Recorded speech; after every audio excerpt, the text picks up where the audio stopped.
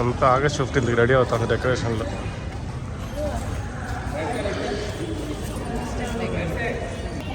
Hello my dear friends, good afternoon. ఇప్పుడు గోల్కొండ వచ్చినాము, ticket తీసుకొని ఎంట్రన్స్ ఇప్పుడు అవుతాను. సో ఎంట్రన్స్ అయితే ఇలా ఉంటుంది. సో ఫుల్గా వీడియో చూడండి ఎలా ఉందో.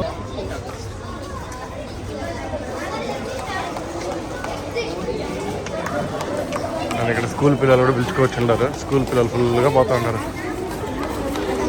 హాయ్.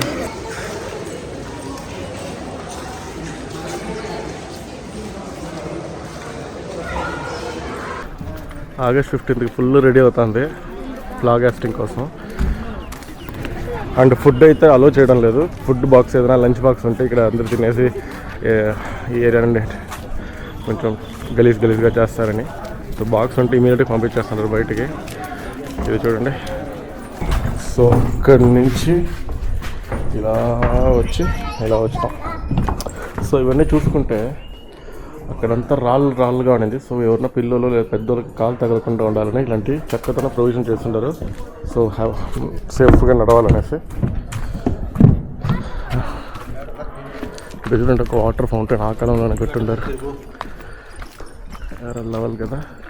గోల్కొండ గురించి మనం చెప్పుకోవాలంటే దాదాపు 500 ఏళ్ల ఘన చరిత్ర కలిగింది. ఇది హిందూ ముస్లిం రాజుల పాలనలో వైభవంగా వెలిగిన ఒక ప్రదేశం. ఇప్పుడు మన హైదరాబాద్ అంటే hitech city, greater city, IT parks, cable bridge ఇలా ఎన్నో అంటాం. కానీ ఇప్పటికీ అప్పటికీ ఎప్పటికీ హైదరాబాద్ అంటే గోల్కొండ, చార్మినార్ గుర్తొస్తుంది.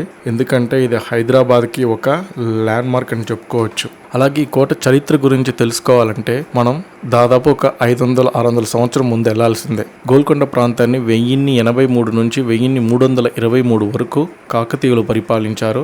ఆ తర్వాత 1336లో ముసునూరి నాయకులు మహమ్మద్ బిన్ తుగ్లక్ సైన్యాన్ని ఓడించి గోల్కొండను స్వాధీనం చేసుకున్నారు. 1364లో గోల్కొండను పరిపాలించిన ముసునూరి కాపయ్య భూపతి సంధిలో భాగంగా ఈ ప్రాంతాన్ని బహమని సుల్తాన్ మహమ్మద్ షాకు అప్పగించారు.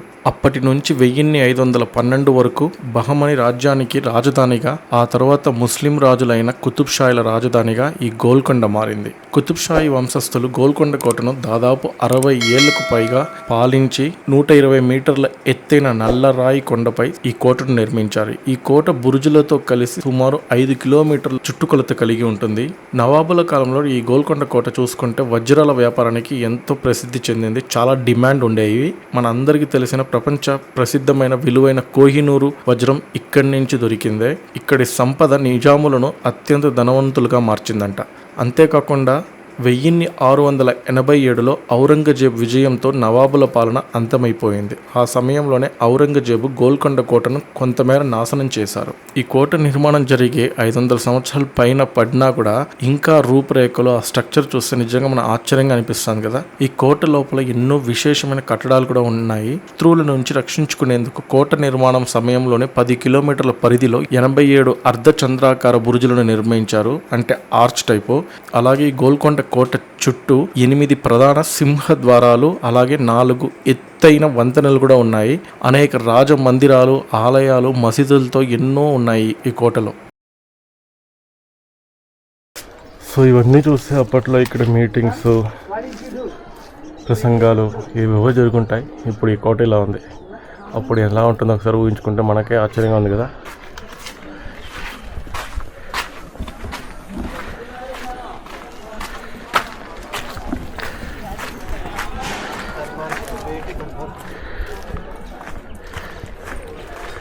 ఫిరంగి కూడా ఉంది.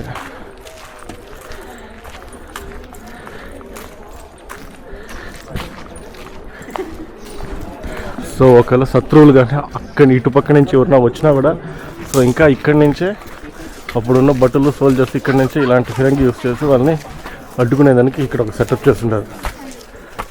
సూపర్ కదా.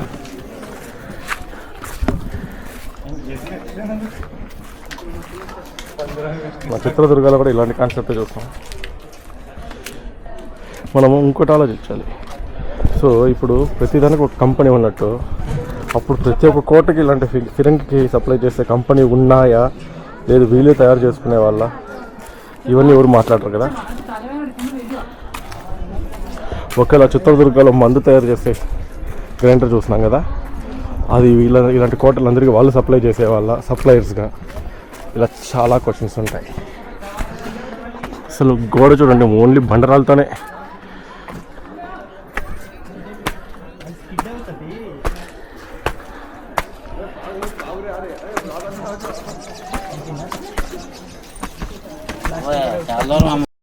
ఇక్కడ నుంచి చూడండి వ్యూ, ఇక్కడ నుంచి చూడండి వ్యూ.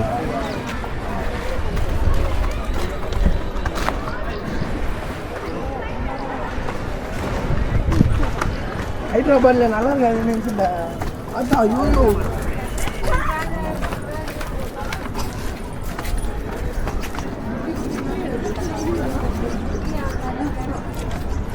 మొత్తం కొండలు. యాక్చువల్గా కొండ మీద కోట నిర్మించబడింది. మనం చూస్తే ఇక్కడ మనకు తెలుస్తుంది. మూసి మరియు మంజీరా అనే రెండు నదుల మధ్య ఉన్న ద్వీపంలో ఈ కోట నిర్మించబడింది. ఒకప్పుడు హైదరాబాద్కి చాలా దూరంలో ఉండే ఈ గోల్కొండ ఇప్పుడు హైదరాబాద్ మహానగరంలో ఒక అంతర్భాగం అయిపోయింది. అంతేకాకుండా కోటలోకి ఎవరైనా అక్రమంగా ప్రవేశిస్తే పైనున్న భటులకి వెంటనే తెలిసే విధంగా ధ్వని శాస్త్రం ప్రకారం ఇక్కడ ఒక నిర్మాణం చేశారు. ఈ కట్టడం స్పెషాలిటీ ఏంటంటే ఈ కట్టడం లోపల ఎవరు కొంచెం గట్టిగా నడిచినా లేదు చప్పట్లు కొట్టినా అది దాదాపు కోట పైన 1 కిలోమీటర్ దూరం వరకు ఆ శబ్దం ఎక్కువ వినిపిస్తుంది.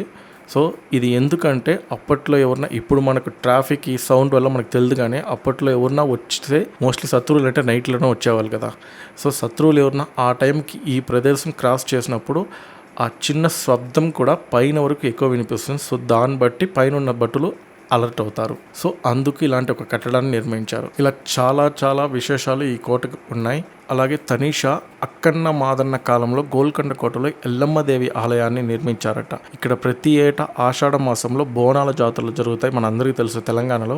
ఈ జాతరను చూసేందుకు చాలా మంది వస్తూ ఉంటారు. కాకతీయుల కాలంలో గోల్కొండ కొండపై ఒక గొర్రెల కాపరి అమ్మవారి విగ్రహాన్ని కనుగొనడంతో కాకతీయ రాజులు అప్పట్లో అక్కడ మట్టితో ఒక నిర్మాణం చేశారు. కాలాలు మారినా ఇప్పటికీ ఆ అమ్మవారి విగ్రహం ప్రజల పూజలు అందుకుంటూనే ఉంటుంది. అంతేకాకుండా బోనాల జాతరలో మొదటిగా ఇక్కడ ఉన్న అమ్మవారికే మొదటి బోనాలు సమర్పిస్తారంట. అంతేకాకుండా కోటలో కాకతీయ రాజులచే నిర్మించబడిన కొన్ని ప్రాచీన దేవాలయాలు కూడా ఉన్నాయి. హిందూ దేవాలయాలతో పాటు అనేక మసీదులు కలగలిగిన కోటే ఈ గోల్కొండ.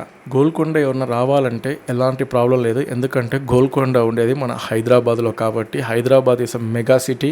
సో హైదరాబాద్కు అంతర్జాతీయ విమానాశ్రయం ఉంది, అలాగే రైలు సదుపాయం, రోడ్ ఫెసిలిటీ అన్నీ ఉన్నాయి. సో ఎవరన్నా ఏ మూలలో నుంచైనా, అది ఒరిస్సా కావచ్చు, తమిళనాడు కావచ్చు, లేదు కర్ణాటక కావచ్చు, ఎక్కడి నుంచైనా హైదరాబాద్కు ఈ 3 ట్రాన్స్పోర్ట్లో ఈజీగా చేరుకోవచ్చు. అండ్ గోల్కొండ టైమింగ్స్ చూసుకుంటే పొద్దున 9 గంటల నుండి సాయంకాలం 5 గంటల వరకు. అండ్ టికెట్స్ చూసుకుంటే ఫారినర్స్కి అయితే పెద్దోళ్ళు అయితే 100 నుంచి 200, అదే చిన్నపిల్లలు అయితే 12 ఏళ్ళ లోపు ఉన్నవారికి అయితే 50 రూపాయలు. అదే ఇండియన్స్ మనకైతే పెద్దలకైతే 25 రూపాయలు, అదే చిన్నపిల్లలు 12 ఏళ్ళ లోపు ఉన్నవారికి అయితే 20 రూపాయలు తీసుకుంటారు. ఇది ఎగ్జాక్ట్లీ చూసుకుంటే హైదరాబాద్ నుంచి MGBS అంటే మహాత్మా గాంధీ బస్ స్టేషన్ నుంచి దాదాపు 12 నుంచి 13 కిలోమీటర్లు ఉంటుంది. అండ్ 40 to 45 మినిట్స్ పడుతుంది ఇప్పుడున్న ట్రాఫిక్కి. నాకు తెలిసి పర్ఫెక్ట్ టైం గోల్కొండ చూడాలంటే అక్టోబర్ నుంచి జనవరి చెప్పొచ్చు, ఎందుకంటే అప్పుడైతే క్లైమేట్ చల్లగా ఉంటుంది. ఎండాకాలంలో ఇప్పుడు వెళ్ళినా కూడా చుక్కలు కనిపిస్తుంది. అసలు ఎండలైతే ఎక్కడానికి మన వల్ల కాదు. ఏమేమి ఎక్కడెక్కడ ఏమేమి ఉన్నాయి ఆర్కియాలజీ